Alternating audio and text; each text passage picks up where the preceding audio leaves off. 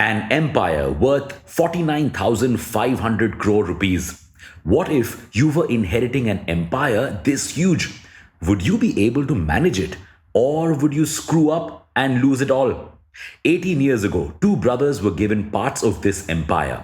One made it bigger and the other took it down.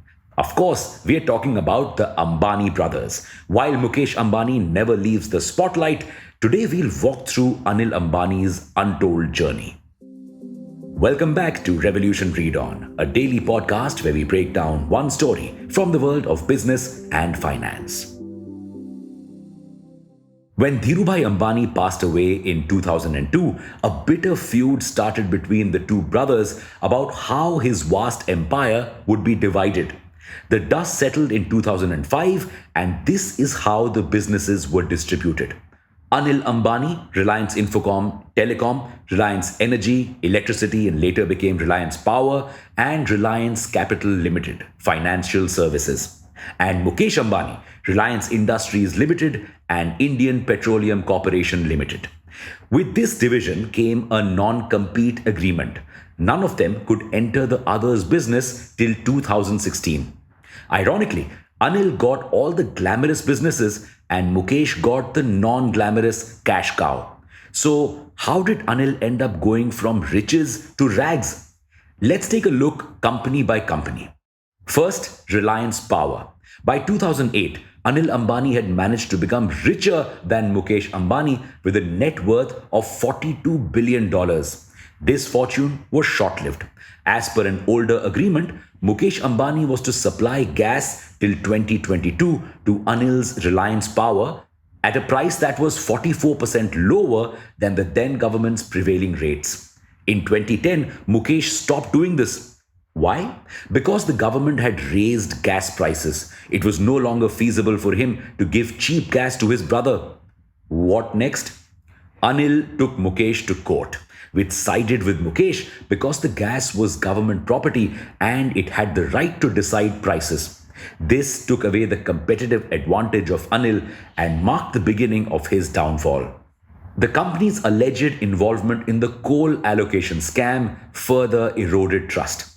This combined with poor management drove our power into major debt. Today, its debt stands at around 26,000 crore rupees. However, the company is still standing. It has one of the largest power portfolios in India, and it is set to get a loan of 1,200 crore rupees from Warde Partners, which could give it a boost. Second, Reliance Telecom. There was a time when Reliance Infocom or Reliance Communications was one of the biggest telecom players. It was the Jio of the 2010s, providing affordable phones and phone calls. But it faced three major problems. First, its alleged involvement in the 2G scam. The scam highlighted irregularities in the distribution of spectrum, caused RCom shares to fall. Plus, its reputation was damaged. Second, RCom had focused on CDMA tech, which doesn't involve a SIM card. This helped it lower costs, but other players were focusing on GSM because it had better network quality and international roaming. So consumers shifted to GSM. To stay in business, RCom had to reinvent itself. This meant major expenditures on infrastructure, which put the company in debt. Noticing a pattern here? Third, when Mukesh Ambani entered the space with Reliance Jio, it was game over for Anil and RCom. The company failed to pay off its 45,000 crore rupee debt and headed for bankruptcy proceedings in 2018. These proceedings are still ongoing. Next, Reliance Capital. Yet another Anil Ambani company currently facing bankruptcy proceedings. Its failure was the result of the failures of Ambani's other companies. How? Anil Ambani's businesses were super capex heavy. He also spent a lot on acquisitions in the entertainment space. So he started using Reliance Capital's lending businesses to fund his other ventures. Reliance Home Finance lent out huge amounts to Reliance Infrastructure and Reliance Power, which they failed to repay. In 2019, it had an exposure of 8,708 crore rupees to group companies as well as other corporates. And while Anil failed to pay back debts, Reliance Capital also faced difficulties in raising funds. Why? All thanks to IL and FS's default in 2018. The default eroded people's trust in NBFCs. Anil tried to make it through by selling assets like the mutual funds and the insurance business. This didn't help. R Capital filed for bankruptcy in 2021 after defaulting on bonds worth 24,000 crore rupees. Even before R Capital failed, Anil Ambani's net worth had gone down to zero.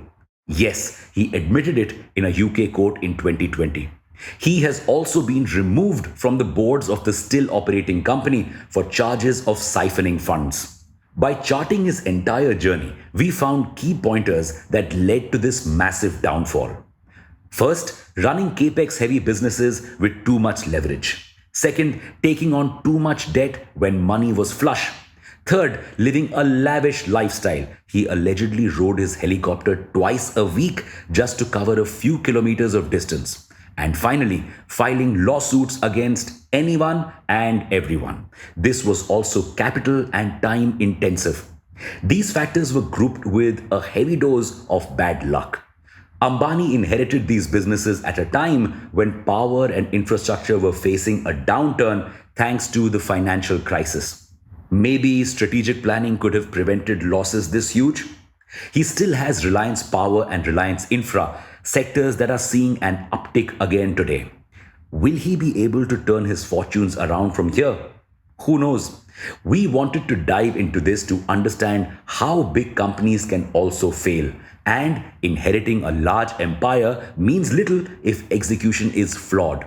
Business is a risky venture, and it should be seen as such.